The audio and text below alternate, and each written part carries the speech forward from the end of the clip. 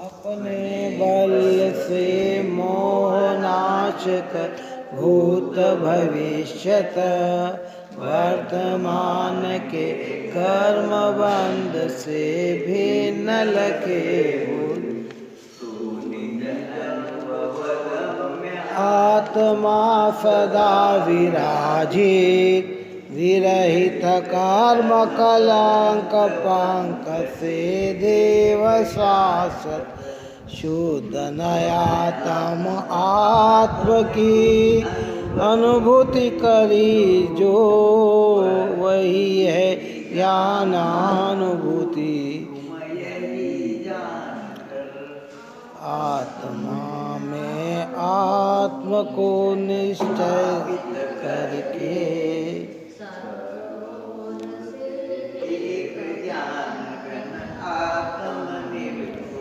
खारेपन से भरी हुई जो नमक डली है ज्ञान भाव से भरा हुआ त्यो निज आत्म है अंतर बाहर प्रगट तेजमय सहज अनाकूल जो अखंड चिन्मय चिद घनव हमें प्राप्त हो हे कामना यदि सिद्ध के ना चेत को भरमाइए यह ज्ञान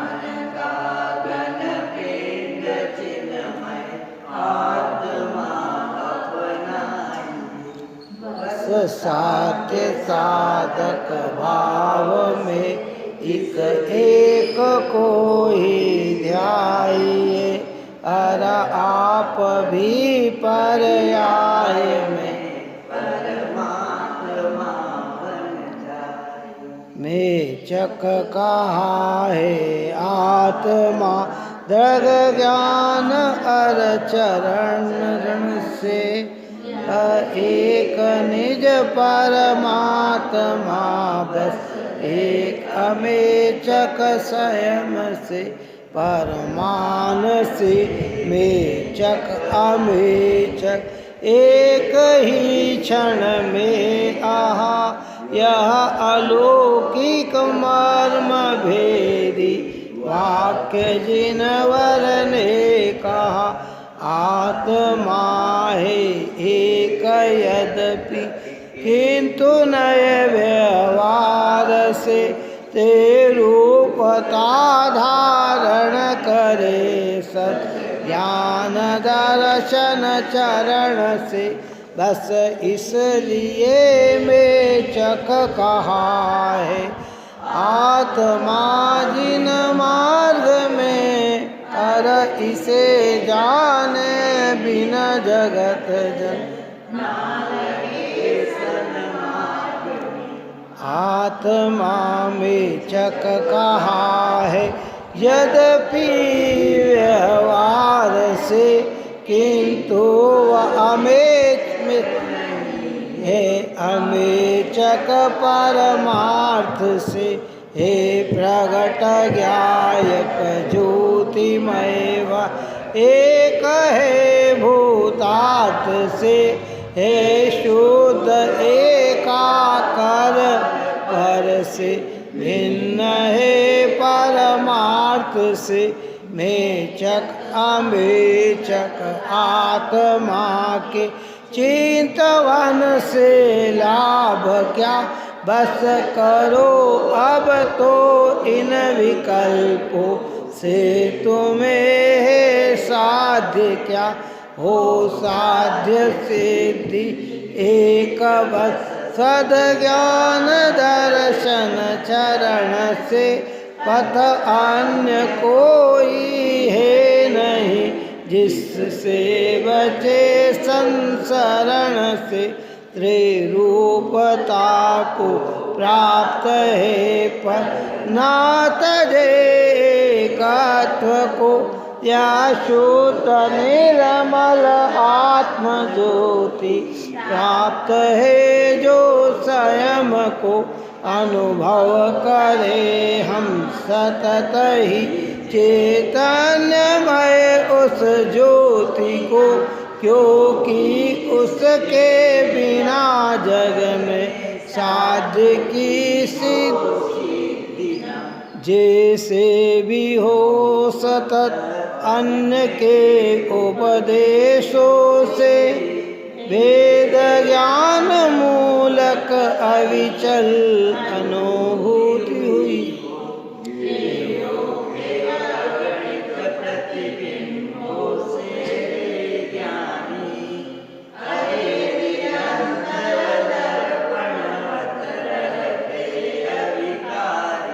आजन्म के इस मोह को है जगत जन तुम छोड़ दो, अर रसिक जन को जो रुचे उस ज्ञान के रस को चको, तादात्म्य पर के साथ जिसका कभी भी होता नहीं, और स्वयं से अन्यत्र भी होता नहीं है। त्वका को तुलही अर पड़ोसी बनते का, ए आत्म जैसे बने अनुभव करो निज तत्व का।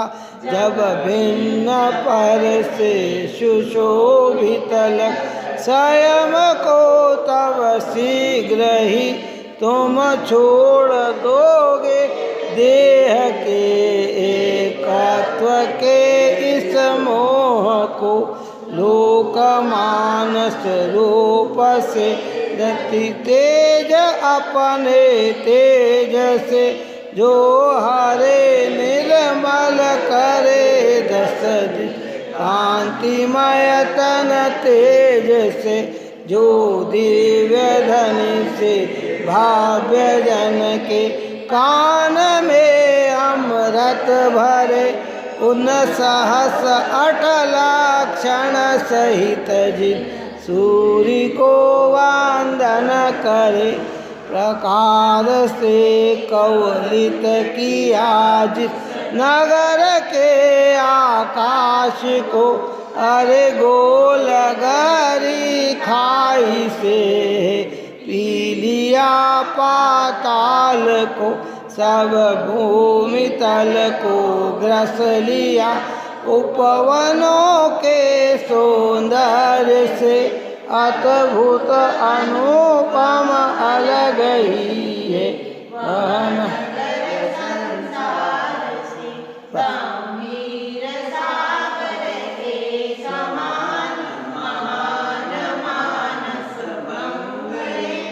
नित्य निर्मल निर्विकारी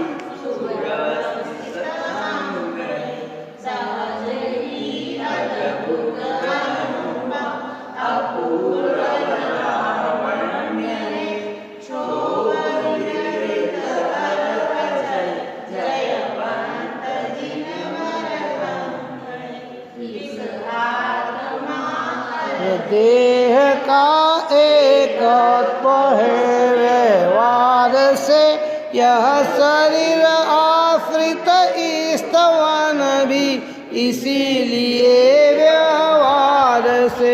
परमार्थ से स्तवन है चिद भाव का ही अनुभवन, परमार्थ से तो भिन्न ही है देह और चैतन्य घन। इस आत्मा और देह के एकत्व को नई युक्ति से निर्मूल ही जब कर दिया तत्वज्ञ।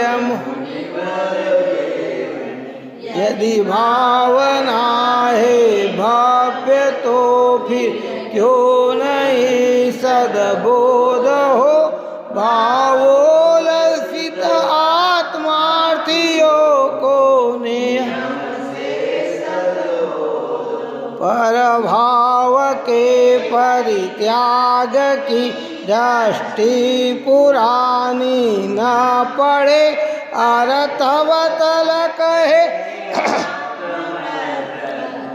न होवे अति बलवती व्यतिरिक्त जो पर भाव से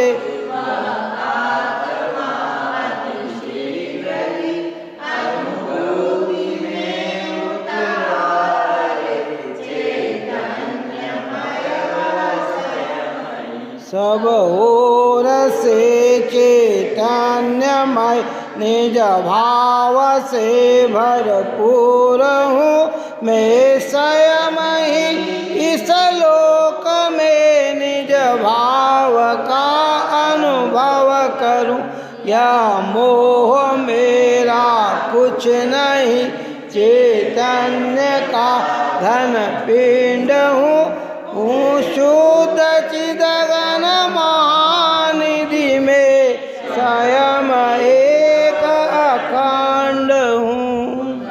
बस हो गया।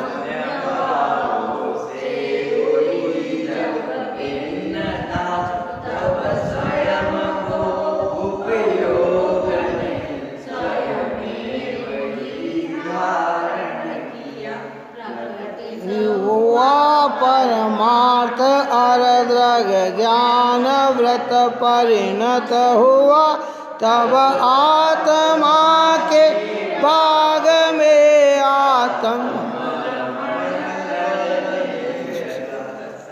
बस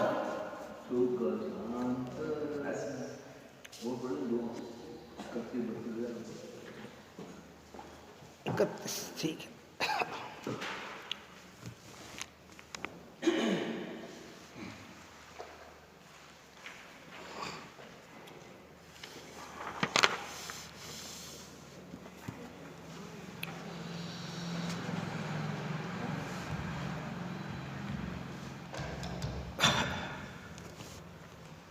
गाथानुभ्यास ही अपना पूर्ण हुई थी।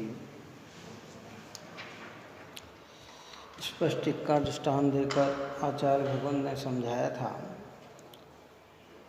कि आत्मा के ये परिणाम जो विकार हैं वो 3 प्रकार के हैं, मिथ्या दर्शन, अज्ञान और अविरत।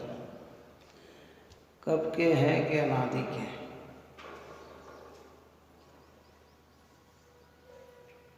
आत्मा के अंदर ये भाव अनादि के हैं, यानी ये भाव आत्मा के स्वभाव भाव नहीं है।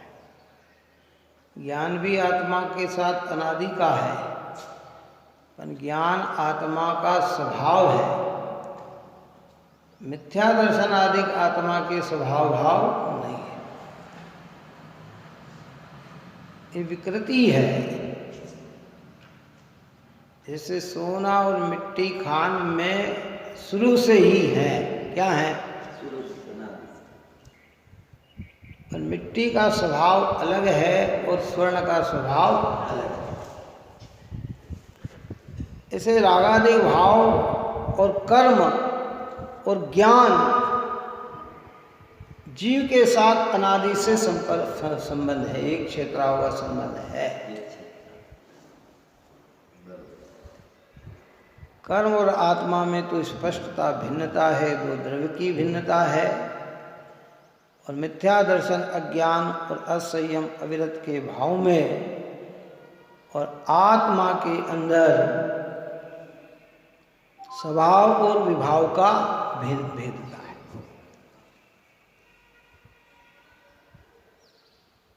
ऐसे भेद ज्ञान को न जानता हुआ जीव अनादि से परद्रव्य को आत्मरूप मानता है और उन्हीं का कर्ता बनता है। तो यहाँ आचार्य भगवंत ने उसका निषेध किया है। अब यहाँ ये कहते हैं आत्मा के 3 प्रकार के परिणाम विकार का कर्तृत्व बतलाते हैं कि ये जो 3 प्रकार के परिणाम है ना आत्मा के, इन परिणामों का आत्मा करता है। जब भीतर में भेद ज्ञान करेंगे तो ये परिणाम आत्मा से भिन्न कहे जाएंगे। लेकिन अभी परद्रव्य से भेद ज्ञान करना है, कर्म वर्गणा से भेद ज्ञान करना है, भाई पदार्थ से भेद ज्ञान करना है, तो कह रहे हैं कि भाई उनके कर्ता हम नहीं हैं, हम तो जीव के जो चैतन्य विकार ये जो 3 प्रकार के परिणाम है, हम का मतलब अज्ञानी, यानी तो इन परिणामों का भी कर्ता नहीं, होता है इसलिए करता है क्या, लेकिन ज्ञान उस रूप होता नहीं है, इसलिए वह अकर्ता का अकर्ता है। देखिए गाथा पढ़ते हैं फिर आगे चलते हैं। इससे ही है उपयोग त्रयविद शोधन निर्मल भाव, जो भाव कुछ भी वह करे, उस भाव का करता बने। अनादि से ये 3 प्रकार के परिणाम विकार होने से आत्मा उपयोग यद्यपि शुद्ध नैश्य शुद्ध निरंजन एक भाव है, तथापि 3 प्रकार का होता हुआ उपयोग विकारी भाव को स्वयं करता है, उस भाव का वह कर्ता होता है। क्या कहा कि यद्यपि शुद्ध नहीं से देखा जाए तो शुद्ध निरंजन एक भाव है। जैसे स्पष्ट मणि का कल दृष्टांत दिया था कि स्पष्ट मणि अगर स्वभाव की दृष्टि से देखा जाए तो वह शुद्ध है, एकाकार रूप है, स्वच्छ है, निर्मल है। लेकिन हरे पीले काले नीले तेल तमाल आदि रंगों के कारण वह वैसी दिखाई देती है, यद्यपि वो परिणमन उसका ही है, स्पष्टिक का ही है। इसका है स्पष्टिक में ही एक ऐसी योग्यता है कि वह उस रूप परिणमित होती है, परंतु वह स्पष्टिक का स्वभाव नहीं है। ऐसी बात सुन कि शुद्ध नहीं से तो आत्मा कैसा है कि शुद्ध एक चैतन्य मात्र ही है, लेकिन ये इसका एक स्वभाव है कि अनादिकाल से ही ये हमारा उपयोग 3 प्रकार से परिणमित होता दिखाई दे रहा है। जब तक हम देव शास्त्र गुरु की निकटता में नहीं आए, इनकी हृदय में भक्ति नहीं आई, विनय नहीं आया, स्वाध्याय नहीं सुनी, तत्व विचार नहीं किया, निर्णय नहीं किया, तब तक मिथ्या दर्शन का परिणाम हमारी परिणति में परिणमित हुआ, अज्ञान हमारी परिणति में परिणमित हुआ, असंयम का भाव हमारी परिणति में है। तो ये चैतन्य का ही विकार है। किसका विकार है? तो इन विकार का कर्ता कौन है? कि आत्मा ही है। जब ऊपर में इन भावों का कर्ता आत्मा नहीं कहा, वो अपेक्षा जुदी है, अलग है। और यहाँ जो कर्ता कह रहे हैं ये अपेक्षा जुदी है। वहाँ ज्ञानियों की चर्चा की है, यहाँ अज्ञानियों की चर्चा की है। ये जो विकार होते हैं ये पर के संयोग से ही होते हैं। हाँ, पर के संयोग से होते हैं, ये निमित्त का कथन है। पर संयोग प्रेरित करके करा दे ऐसा नहीं है, बस इतना लेना। जब जब होते हैं तब तब कर्म का उदय निमित्त होता है, पर कर्म बलात् जीव में विकार करा दे ऐसी ताकत नहीं है। और अगर कर्म बलात् जीव में विकार करा दे तो फिर एक भी सिद्ध हो सकते नहीं थे। होते हैं तो बस ये याद है, क्या करें। अब मिथ्यात्व रूप परिणमित हो रहे हैं तो कर्म पे आरोप आ रहा है। अब मिथ्यात्व रूप न परिणमे तो कर्म क्या करेगा? क्या करेगा बता? जीव को अगर ये जिनवाणी की निकटता में आया, स्वाध्याय करे, तत्व विचार करे, भेद ज्ञान करे, सत्सन्मुख दृष्टि बनाए और मिथ्यात्व का उदय भी आए और ये मिथ्यात्व रूप न परिणमे, और परिणम रहा है तो आरोप आ रहा है, इस पे आरोप आ रहा है, परिणम रहा है तो आरोप आ रहा है। अब उसकी योग्यता, दृष्टांत को एक देश लेना, स्पष्टिक का जो दृष्टांत दिया ना वो एक देश, नहीं तो हम कहेंगे कि साहब जब ऐसा है तो स्पष्टिक में भी हम लाल लगाएं तो फिर वो लाल कभी नहीं भी दिखना चाहिए कि ऐसा नहीं है। वहाँ तो दृष्टांत खाली इतना ही दे लेना कि स्पष्टिक स्वभाव से सच्च शुद्ध निर्मल एकाकार है, पर उसके आगे जैसा भी ताव लगता है वह वैसा परिणमन जाता है। पर आत्मा में ऐसा नहीं लगाना कि कर्म का उदय हो तो आत्मा वैसा परिणमन ही जाए। परिणम रहा है तो कर्म पे आरोप है, पर कर्म परिणमय न जाए ऐसा नियम नहीं है। अगर ये नियम हो जाता तो फिर एक जीव भी सम्यक्त की आराधना नहीं कर पाता। परिणम न हो रहा तो हो रहा है।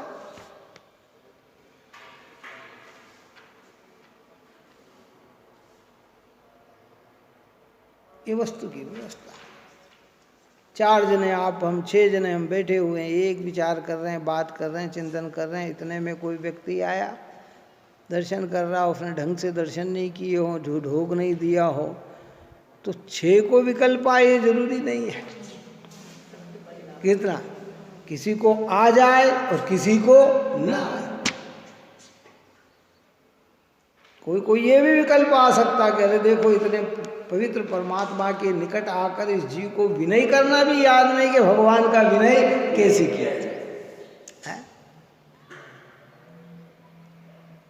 और दूसरों ने भी देखा, उनको विकल्प नहीं आया। अब विकल्प आया तो उस निमित्त पे आरोप है, पर उसके कारण ही विकल्प आया हो ऐसा नहीं।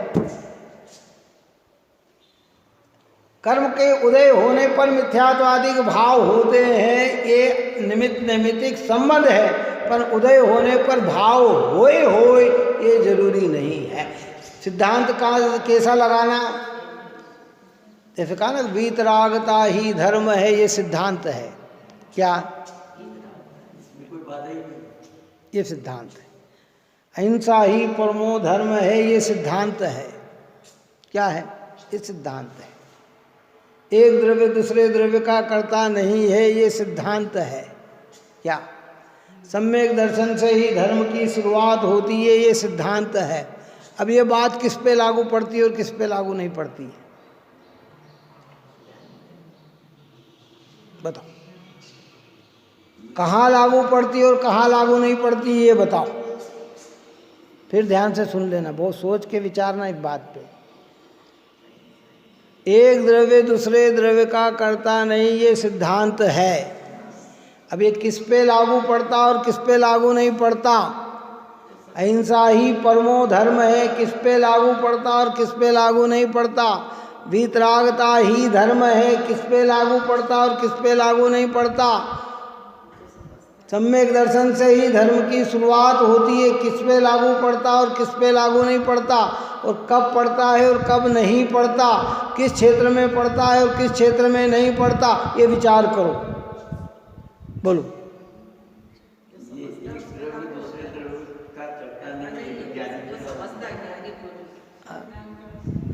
अरे ज्ञानी नहीं, ये तो ज्ञानी अज्ञान। सिद्धांत तो सबके लिए ही होता है, वितरागता धर्म तो सबके लिए ही है। तुम मानो या ना मानो, सिद्धांत तो वही है। ऐसा नहीं, इसमें परंतु कुंतु कुछ नहीं लगता है, ये तो परम सत्य है। हाँ, ऐसा नहीं कि हिंसा में धर्म होता है न, ये अहिंसा ही धर्म है। सम्यक दर्शन के बिना धर्म की शुरुआत होती ही नहीं, ये परम सत्य है। वितरागता ही धर्म, चाहे विदेह क्षेत्र में भी हो तो यही सिद्धांत, और भरत क्षेत्र में हो तो भी ये सिद्धांत, एरावत क्षेत्र में हो तो भी यही सिद्धांत, नरक में हो सम्यक दर्शन के बिना वहाँ भी धर्म नहीं होता, स्वर्ग में भी सम्यक दर्शन के बिना धर्म नहीं होता, ये सिद्धांत है। इसमें समन्वय नहीं होता है, सिद्धांत है ना, सिद्धांत में समन्वय नहीं होता। इसमें अपेक्षा की बात आप क्यों कर रहे हैं? कहाँ करते नहीं, मतलब आप कह रहे हैं ना कि ये कब कैसे और कहाँ लागू होता है। तो ये मैं तो कह रहा हूँ कि कहाँ लागू होता कहाँ नहीं लागू होता है, तो आपका जगह ये जवाब ये होना चाहिए कि सिद्धांत तो सब जगह ही लागू होता है, कहाँ लागू होता कहीं लागू होता है ऐसा नहीं है। ये तो मैंने मेरी तरफ से आपको प्रश्न करके ये कहा कि आप हम सोचे कि नहीं साहब ये कहीं यहाँ भरत क्षेत्र में लागू होता होगा और इधर एक द्रव्य दूसरे द्रव्य का करता नहीं है तो यहाँ नहीं होता होगा, रमा होता होगा, रमा नहीं हो। अरे ये सिद्धांत है, ये अखंड सिद्धांत है।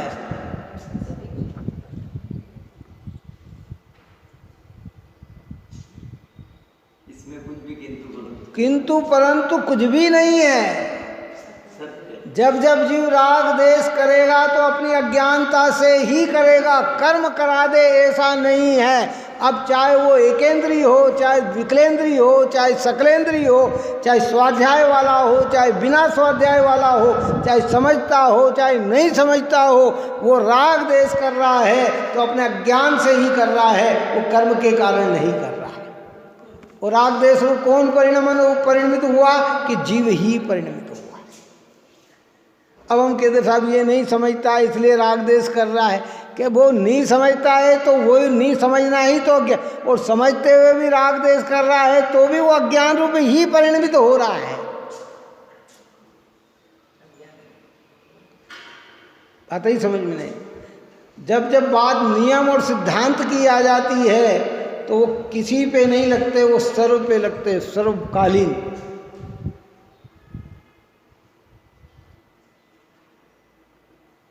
विचार करो, रत्नत्रय ही धर्म है तो भाई कहाँ है कि नहीं साहब यहाँ है, अन्य जगह तो बिना रत्नत्रय के भी धर्म हो जाता है। होता है ऐसा कभी?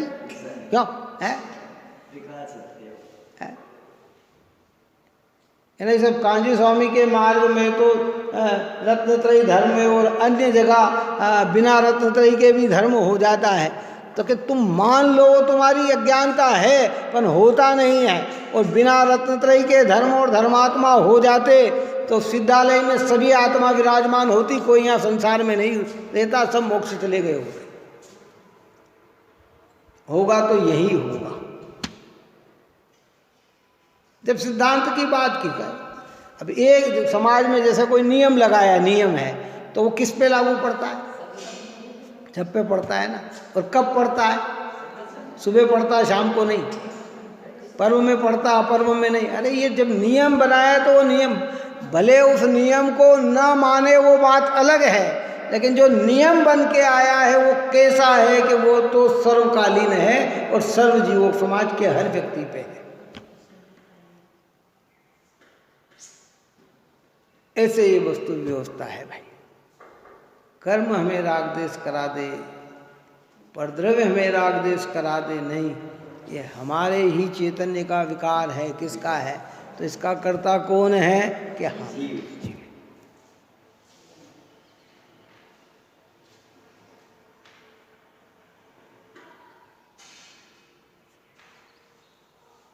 ठीक है, हम कहते हैं इस प्रकार अनादि से अन्य वस्तुभूत मोहों के साथ संयुक्तपना के कारण अपने में उत्पन्न होने वाले जो ये तीन मिथ्या दर्शन, अज्ञान, अविरति भाव रूप परिणाम विकार हैं, उनके निमित्त से कारण से यद्यपि परमार्थ से तो उपयोग शुद्ध निरंजन अनादि निधन वस्तु सर्व सभूत चैतन्य मात्र भावपने से एक प्रकार का है।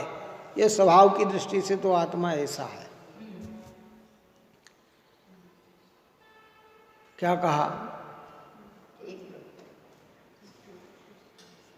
स्पष्टिक का दृष्टांत ध्यान रखना कि स्पष्टिक स्वभाव की दृष्टि से देखी जाए तो वह तो शुद्ध निर्मल स्वच्छ एकाकार है।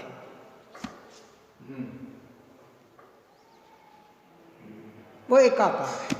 हम स्वाभाविक दृष्टि से कैसे हैं? शुद्ध है। गुरुदेव श्री ने लिखा, कहा ना श्रीमद् रायचंद जी ने, उन्होंने तो बड़ा वो कहा कि शुद्ध बुद्ध चैतन्य घन परम ज्योति सुख धाम, बीजू कहूँ केट लो कर विचार तो पाओ। कि दूसरा क्या कहें आत्मा को, जब आत्मा को आत्मा की दृष्टि से कहा जाए तो आत्मा कैसा, कितना मर्म डाल दिया कि शुद्ध बुद्ध चैतन्य घन परम ज्योति सुख धाम। बीजू यानी दूसरा, गुजरात की भाषा में है, गुजराती बीजू, बीजू का शब्द होता अन्य, दूसरा। बीजू कहूँ केटला, ये दूसरा इसे कैसे कहें, कर विचार तो पा, कि जो विचार करता हो पा। आत्मा कैसा है कि शुद्ध, शुद्ध यानी जीव, जीव रूप, वह पुद्गल धर्म अधर्म आकाश काल अन्य द्रव्य रूप हुआ नहीं, शुद्ध है। और जो शुद्ध होता है वो कैसा होता है, वो अपने आप में परिपूर्ण होता है, बुद्ध यानी परिपूर्ण है। और कैसा चैतन्य घन है, और वो चैतन्य घन में से क्या है कि परम ज्योति, जानने जानने जानने की ये ज्योति है। और सुख धाम, सुख का धाम है, खजाना है। इसके अलावा आत्मा को अन्य कहना, बीजू कहूँ केटला, कैसे कहें। ज्ञानी से जब आत्मा की बात पूछे तो वो दूसरा आत्मा को कैसे बताए कि भैया, सर्वज्ञ भगवान से पूछा गया आत्मा कैसा है, तो सर्वज्ञ देव की वाणी में आया कि एक उपयोग स्वरूप आत्मा है, चैतन्य घन आत्मा है, ज्ञानमय आत्मा है। ये तो ऐसी चीज को न समझ पाया जीव, तो व्यवहार से अनेक प्रकार के संयोगों का ज्ञान कराते हुए उसे बताया गया कि आत्मा मनुष्य है, आत्मा देव है, आत्मा नारकी, आत्मा तिरंच है, ये पंचेंद्रिय, विकलेंद्रिय, एकेंद्रिय, दो इंद्रिय, ये सेठ है, ये गरीब है, ये रोगी है, ये निरोगी है, ये बालक है, ये वृद्ध है, ये युवा है। परंतु स्वभाव से देखा जाए तो आत्मा कैसा है कि एक है। उस एक में ये दिखती है तो ये चैतन्य का विकार है। ये राग देश दिखते हैं तो ये चैतन्य का विकार है, या ज्ञान दिखता है तो ये चैतन्य का विकार है। तो परिणमित तो ये ही हुआ है आत्मा, परंतु ये आत्मा के स्वभाव भाव नहीं है।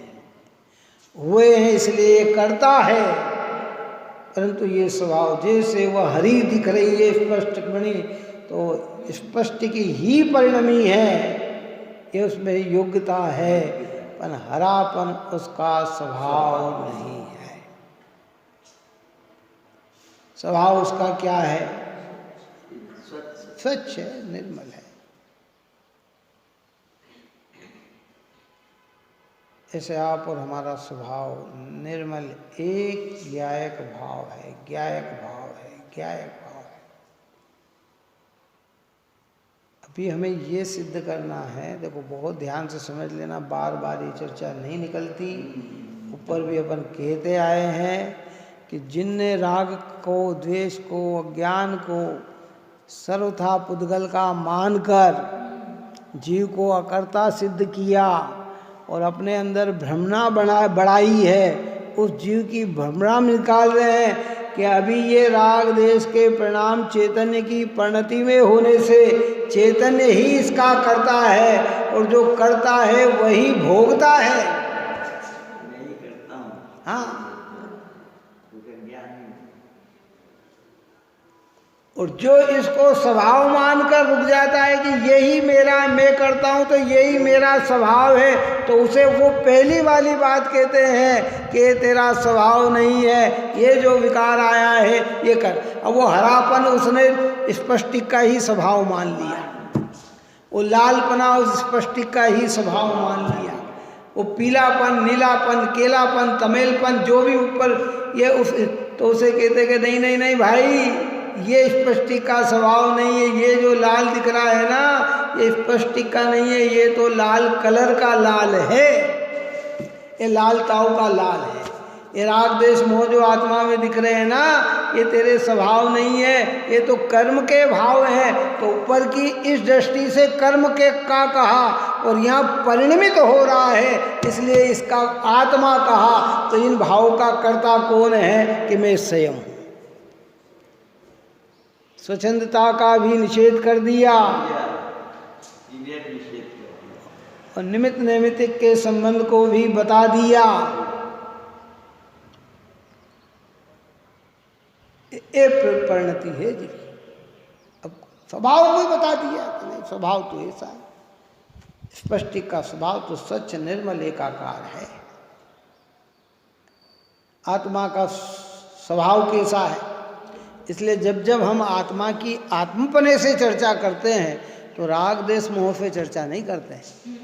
आत्मा की जब आत्मपने से चर्चा करते हैं तो चैतन्यमय पने से करते हैं, ज्ञाता दृष्टापने से करते हैं, उपयोग पने से करते हैं, काय से करते हैं, ये आत्मा है। ये जब आत्मा की तरफ से चर्चा करेंगे तो आत्मा को ऐसा बताएंगे, और संसारी और पर्याय की दृष्टि से जब चर्चा करेंगे तो आत्मा राग, अरे भैया वो बड़े रागी जीव हैं, बड़े द्वेषी जीव हैं, बहुत मोह है उनके अंदर, तो बहुत अज्ञान है उनके अंदर, तो मूर्ख है वो बड़े समझदार है वो। तो जब पर्याय से चर्चा करेंगे तो ऐसी करेंगे। हाँ, तो वो अज्ञान रूप कौन परिणमा के जीव ही परिणमा, और मिथ्या भाव रूप कौन परिणमा के जीव ही परिणमा। अभी हमारे अंदर संयम नहीं है तो असंयम भाव रूप कौन परिणमा। हम कह रहे हैं हम नहीं परिणमा, ये तो कर्म परिणम रहा है, तो फिर हमें ये भाव असंयम का भाव मिटाने का भाव ही नहीं आएगा और संयम धारण करने का भाव ही नहीं है। ये तो कर्म का है, हमारा कहाँ है। जब कर्म का होगा खत्म तब हम कर लेंगे, धारण कर लेंगे। एक क्रोधाधिक भाव कर्म के अगर हमने ऐसा मान लिया तो अपनी तरफ से क्रोध मिटाने का, सामने वाले हमारे खिलाफ वस्तु जा रही है, हमारे विपरीत वस्तु जा रही है और यहाँ हमारे क्रोध उत्पन्न हो रहा है। अब हमने इसको पुद्गल का मान लिया तो बुलाओ ये क्रोध मिटेगा, कभी मिट सकता है क्या है? और हमने ये जाना कि नहीं ये मैं ही परिणमित होता हूँ, तो ये मेरा स्वभाव नहीं, मेरा स्वभाव चैतन्य, और जैसे चैतन्य की ओर दृष्टि डालेगा कि ये क्रोध का भाव दूर हो जाए। क्रोध कहकर एक बात कही, इसे सभी समस्त विकार लगा लेना।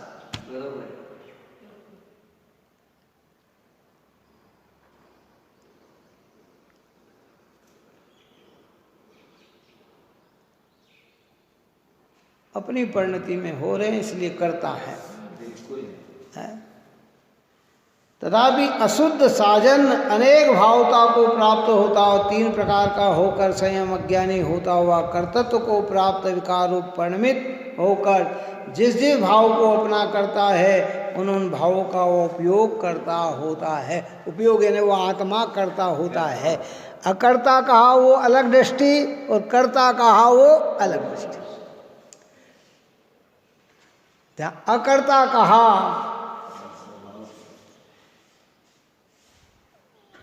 वहाँ स्वभाव न मान ले इसलिए कहा, जो कर्ता कहा तो तू परिणमित हुआ, तू स्वच्छंद न हो जाए इसलिए कहा। बहुत गंभीरता से इस विषय को पूछा। आप और हम कहेंगे सब बार बार यही बात है, अरे भाई जब तक गुत्थी न सुलझे तब तक बार बार यही करना है, क्यों? होता ना, कोई भी अगर घर में कार्य कर रहे, जैसे पहले स्वेटर बनाते थे तो घर में ऊन लाते थे और वो गड्डी उलझ जाती, क्या उलझ जाती, और हमको कहा कि इसमें गठान नहीं आना चाहिए। क्या नहीं आना चाहिए? तो सुलझाते, बार बार प्रयत्न करते, नहीं सुलझता, फिर धीरे से फिर रखते थे, फिर सुलझाते, पर कब तक सुलझाते कि जब तक सुलझ ना जाए। बोलो कब तक सुलझाते उसको है? ऐसे ही कहते हमारी गुत्थी को हमें कब तक सुलझाना, कि जब तक सुलझना है। कि साहब कभी आप कहते हो कि कर्म करता है रागादिक का, कभी कहते हो कि आत्मा करता है रागादिक का। अब हम क्या करें, हमें तो समझ में ही नहीं आता। कभी आप ये बात कहो तो ऐसा बोल देते हो ना, कभी ऐसा कहो तो अरे भैया, इसलिए शादवाद की शरण लो। कि वो बात किस अपेक्षा कही और ये बात किस अपेक्षा से कही जा रही है। क्योंकि हमें तो मिटाना, जैसे वो उलझन सुलझाना लक्ष्य है ना, ऐसे हमारी टेढ़े मेढ़े परिणाम को मिटाना हमारा लक्ष्य है। हमारे मिथ्या भाव को मिटाना हमारा लक्ष्य है। वो गाथा भी जिनवाणी कहलाएगी और ये गाथा भी जिनवाणी कहलाएगी। कौन सी? जो वो बात कही ना, वो भी भगवंत कुंद आचार्य की बात है, और ये जो कहे जा रही ये भी आचार्य कुंद की बात है। अब इसमें अपेक्षा लगाना है कि वो किस अपेक्षा थी और ये किस अपेक्षा से।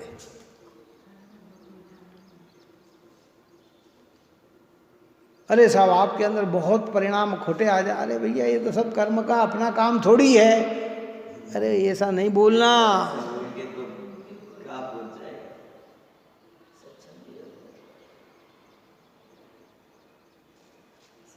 एक कहता है अरे नहीं साहब, ये तो सम्यक दर्शन प्राप्त करना तो हमारा काम नहीं, तो ज्ञानियों का ही काम है, हम तो कुछ नहीं कर सकते, हम तो अज्ञानी हैं, हम तो रागी है, हम तो क्रोधी है, अरे हमारे अंदर तो बहुत पाप के परिणाम, बहुत खोटे परिणाम, हम तो कर ही नहीं सकते। तो उसको कहते हैं कि तेरे स्वभाव भाव नहीं, ये कर्म के भाव है। तू तो आज भी शुद्ध का शुद्ध है, तो अपने को शुद्ध रूप निहार।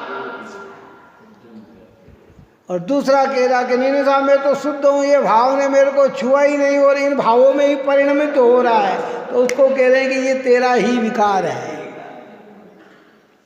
इसका कर्ता कर्म नहीं, इसका कर्ता तू स्वयं है। और जब गुत्थी सुलझ जाएगी तो सम्यक दर्शन हो जाएगा, और सम्यक दर्शन हो जाएगा तो ज्ञान सम्यक ज्ञान हो जाएगा। थोड़ा भी आचरण होगा तो सम्यक चारित्र हो जाएगा। उसे सब पता रहेगा कि कौन क्या है और कौन क्या है।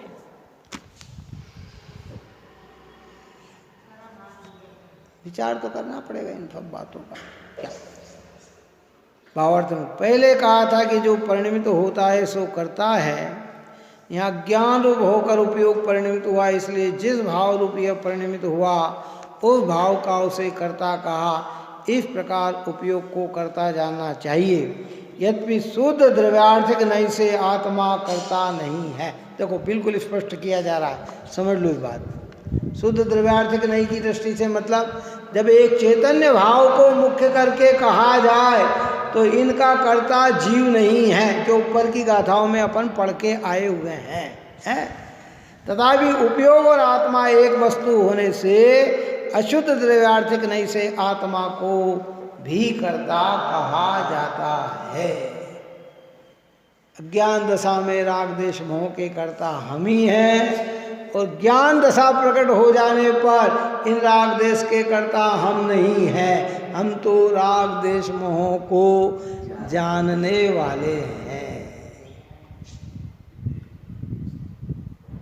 ऊपर में कहा कि जब तक ज्ञान और आश्रव में भेद ज्ञान नहीं होगा, अंतर को नहीं जानेगा, तब तक अज्ञानी होकर कर्म का ही बंधन करता रहेगा। यहाँ कह रहे रागादिक रूप में परिणमा, और वहाँ कह रहे हैं कि राग अलग है और ज्ञान अलग है। तो अशुद्ध द्रव्यार्थिक नहीं दोनों को एक कहता है, और शुद्ध द्रव्यार्थिक नहीं दोनों को भिन्न कहता है। जब स्वभाव और विभाव में प्रभाव में भेद ज्ञान करना है तो इन्हें पर के खाते में डालेंगे, और जब अपने को अपने रूप समझना है, पूरी वस्तु को समझना है, अपनी पर्याय में हो रहा है, इसलिए इन परिणाम का कर्ता हम स्वयं। ये जितना संसार है ना, ये हमारे ही परिणामों का तो फल है। किसका फल है? बोलो कौन से, किसका फल है?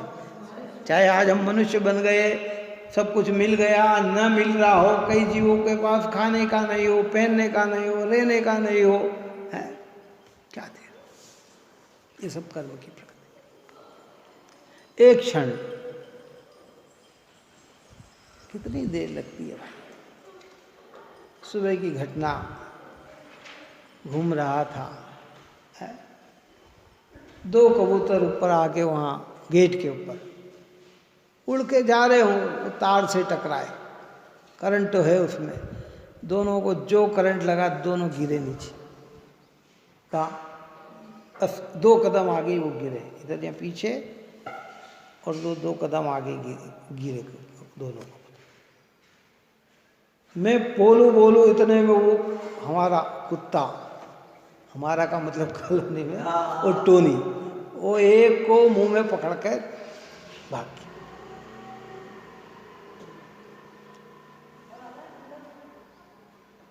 दूसरे को वहां से थोड़ा सा पानी ला के उस पर डाला, जब तक उसके प्राण निकल गए, खत्म हो गया। कितनी देर लगी? 2 मिनट के अंदर।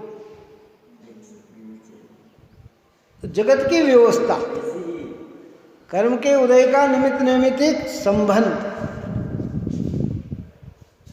वो भी जीव तो वैसा ही है जैसा आप और हम में है, खाली अंतर इतना है। तो जो कुछ मिल रहा है ये सब अपने ही परिणामों का फल है। किसका फल है? स्वयं के परिणाम। इतना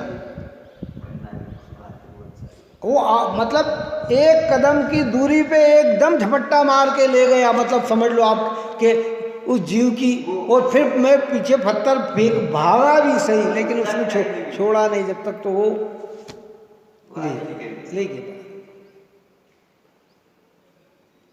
और दूसरे को बचाने का प्रयत्न, मतलब कह रहा है तो कहाँ जीव की योग्यता है ना। आपने क्या करा? विकल्प किया, पानी डाला है, लेकिन उस जीव की योग्यता ही